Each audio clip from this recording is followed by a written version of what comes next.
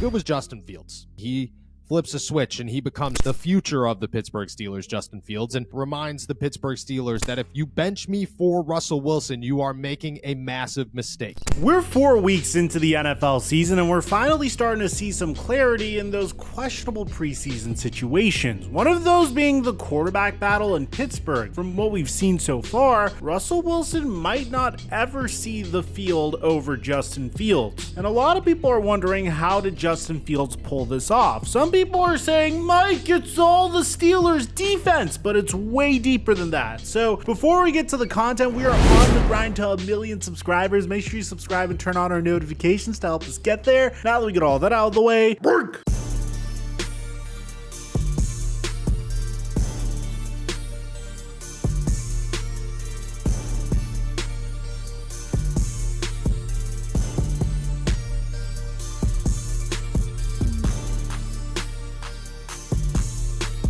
We made over $500 this past weekend by playing Prize Picks. I posted both of my picks before Sunday and Monday Night Football on my Instagram story at The Flight Mike. If you aren't signed up for Prize Picks, use my promo code Mikerophone to get a free $50 when you place an entry of $5 or more. And thank you, Prize Picks, for the sponsor. Mike check 1212. What's going on, everybody? Before week 1, Russell Wilson was named the starter of the Pittsburgh Steelers, but one injury that we all thought was relatively minor would change everything. Russell Wilson would sustain a calf injury that would prevent him from playing, and now the Pittsburgh Steelers are thanking the football gods, because Justin Fields is the guy that they should have had running the offense. He even had teammates asking the front office to start him, and currently the Pittsburgh Steelers are 3-1 and are coming off of their first loss of the season. But to be honest, that wasn't really Justin Fields' fault either. Fields was actually the reason that Pittsburgh almost made a comeback in that game, which explains why Mike Tomlin recently committed to Justin Fields, even though it seems like Russell Wilson's fully healthy. Before the Steelers faced off against the Indianapolis Colts, Adam Schefter mentioned that Russell Wilson was inactive that game for the 4th straight week. And the confusing part about this was Russell Wilson went from being a game time decision in week 1 to missing the first 4 weeks of the season. Now we're going to get to how Justin Fields performed in that game in just a sec, but what's really interesting about this is Steelers coach Mike Tomlin said that Russell Wilson will have another strong workday and his participation's going to pick up some, but it's still Justin Fields' job for now. Ian Rappaport said Russell Wilson, if all goes well, likely ends this week as a full participant, and Justin Fields continues to start. Why? Well, Alex Smith may have an idea why. This is such a perfect marriage for this entire team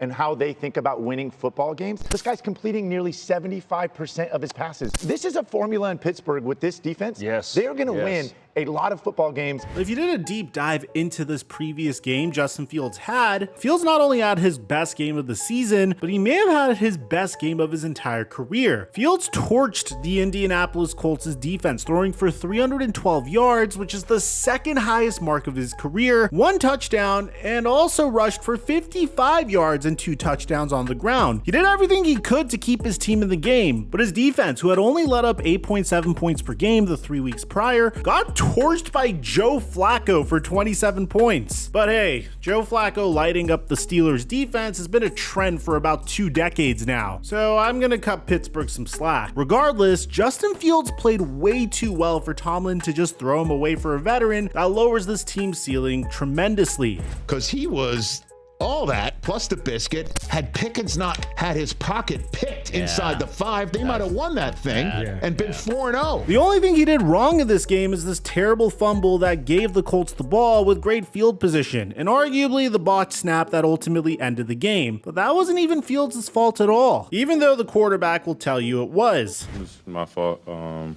were going to the first leg kick, then Zach was IDing stuff. I felt the DBs rotating and changing the back end picture, so at the end of the day, it's on the first leg kick, so after I kick my leg, I got to be ready for the ball, no matter, when it's going to come or not. So it was a silent count, and if you look closely, the left guard Mason McCormick was supposed to tap the center Zach Frazier when he got a visual from Fields to tell him to snap the ball. But Frazier snapped the ball well before McCormick gave him the tap, so this is completely on him. Fields was just being a good teammate and taking one for the team in that post-game presser, which, to be fair, is exactly what your franchise QB should do. A franchise quarterback also does everything he can to win, which is exactly what happened on Sunday. The Colts were up 17-3 at the half, and it looked like everything was trending downhill for Pittsburgh until Justin Fields came out in the second half and absolutely lit up the Indianapolis Colts defense. They were stuffing the run all game long. Najee Harris's 19 yards on 1.5 yards per carry is proof of that, so he had to beat him with his arm, which is something that has caused him trouble in the past. But this time he was throwing absolute dimes. I mean, just look at this dart to George Pickens over the middle of the field. He was consistently able to escape the pocket and make throws like this to drive his team down the field, and once he got close enough, it became the Justin Fields show. Indy's goal line defense was great on Sunday except for one thing: defending Justin Fields when he started to run. The fact that Fields not only noticed that but put it into action twice for big scores just shows you how well he's developing. Unfortunately, the comeback would fall just short, but Fields put it all on the line. 192 of his 312 passing yards came in the second half, on top of all 3 of his touchdowns. He was so close to leading this team to their 4th straight victory, making them one of only 2 undefeated teams in the AFC this season, and that's not something to ignore. The defense may have been allowing single-digit points per game through the first 3 weeks of the season, but Fields did his part in putting points on the board, which all in all is how you win football games. I mean, the guy has almost the exact same amount of touchdowns in 4 games as Kenny Pickett did in all of 2023, and so far he's been making winning plays all year long, leading the Steelers to a much better start than anyone could have expected. So why would Tomlin switch it up at this point, especially when you consider the cost-benefit analysis to starting Russell Wilson over Justin Fields? Currently, Russell Wilson's 35 years old, and this could potentially be the final year of his career. Justin Fields is only 25 and already has a ton of chemistry with the Pittsburgh offense. The only reason why it made sense to have both on the roster to begin with was so Justin Fields wouldn't be thrusted into the action immediately if he wasn't prepared to do so, but clearly he's proven that he's more than capable of being the starter of the Pittsburgh Steelers, and I think Russell Wilson is a very capable mentor to him. It's kind of crazy because if you compare Justin Fields in his time with the Chicago Bears to now, the main issue was the fact that he never really had any weapons in Chicago except for DJ Moore last year, and he was still playing behind one of the worst offensive lines in the NFL. The Steelers' offensive line was a huge concern in the preseason, but they've actually been really good in pass protection so far this season, and Fields has been able to make plays when he has time. Not only that, but Mike Tomlin also has a really good and young quarterback and wideout duo with Justin Fields and George Pickens. It's great having him up here. I've known George for a long time now, so I'm glad that I'm on the same team with him now. If you ever played football, you know how important on and off the field chemistry is. Giving Russ the QB1 job would just stunt their development, adding a completely unnecessary roadblock in the future of the franchise. Yeah, Russell Wilson is not going to start for the Steelers unless Justin Fields gets hurt, guys. I know I made a video before the season saying that Russ starting would potentially be the best thing for the team, but clearly I was completely wrong. That's probably the first time that's ever happened. I had no idea how good Justin Fields would be, but I don't really think anybody did. I mean, sure, we saw really promising practice clips of him and we praised his ball placement, but Fields clearly had some glaring issues in his preseason action, especially with things that we've seen him guilty of multiple times in the past, like holding the ball too long and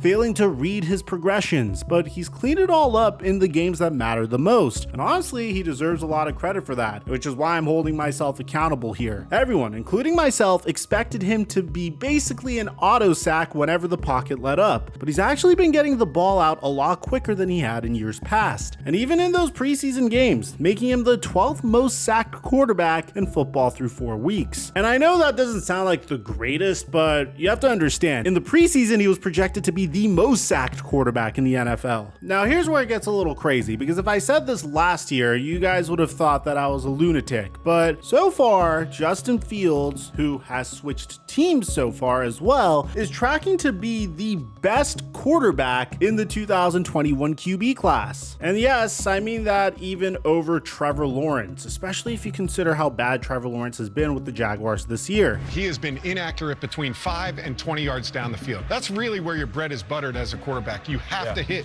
in the intermediate passing game. Not only has Lawrence been making throws like this, but he hasn't led the Jaguars to a win in over 300 days, which is absolutely insane. Just 2 years ago, they were the best team in the AFC South, and Lawrence was a Pro Bowler. But now it's to a point where Lawrence, the guy who literally couldn't lose in high school and college, can't win a single game. Now, I do have a completely separate video on why I think that is, and it has a lot to do with the general manager of the Jaguars just being incompetent, and we've seen it happen a decade ago as well, which is why Jim Harbaugh inevitably left the San Francisco 49ers. I'll leave a link to it in the end screen. You can see how the thumbnail looks in front of you, but it's really nice to see because one of the biggest themes of this season is what happens when a quarterback that was very hyped up throughout the draft process finally gets an opportunity with a good organization that puts him in a position to succeed. Baker Mayfield leaves the Browns, goes to the Panthers, completely crumbles with the Panthers, then goes to the Rams, then eventually catches an opportunity with the Buccaneers and became their franchise QB. Sam Darnold went from the Jets to the Panthers, two organizations that failed him, eventually joining the San Francisco 49ers for a year as their backup before finally getting his opportunity with Minnesota and taking it and never letting go. We have a completely separate video on that as well. Geno Smith, they wrote him off, but he didn't write back. He was considered to be the best quarterback prospect in the 2013 NFL draft. He was supposed to be the savior of the New York Jets, became a journeyman, and completely dominated once Russell Wilson left. And now you're seeing the same thing happening with Justin Fields. I don't want to jinx it, but I think Justin Fields is the future of the Pittsburgh Steelers. It's been 4 games and he's already the best QB they've had since Big Ben. They failed to find production from Mason Rudolph and Kenny Pickett in the past, but now they finally have some hope. This is exactly the type of situation people wanted Fields to be traded into when Chicago moved on to Caleb Williams, because he's been able to showcase his entire skill set without being held back. Everybody knew Fields had the talent to be successful, but he wasn't able to utilize that until he put on the black and yellow. Yeah, this video is coming out right after a Steelers loss, but I mean, come on, it had to. Justin Fields shined, and he can continue to shine for years to come for the Pittsburgh Steelers. Now, if you guys don't know what's going on with Sam Darnold and the Minnesota Vikings, I highly recommend you check out our video on him or our video on Trevor Lawrence and the Jaguars. I'll leave it in the end screen. And aside from that, I'm your boy Mike, and I'm dropping our mic until our next upload.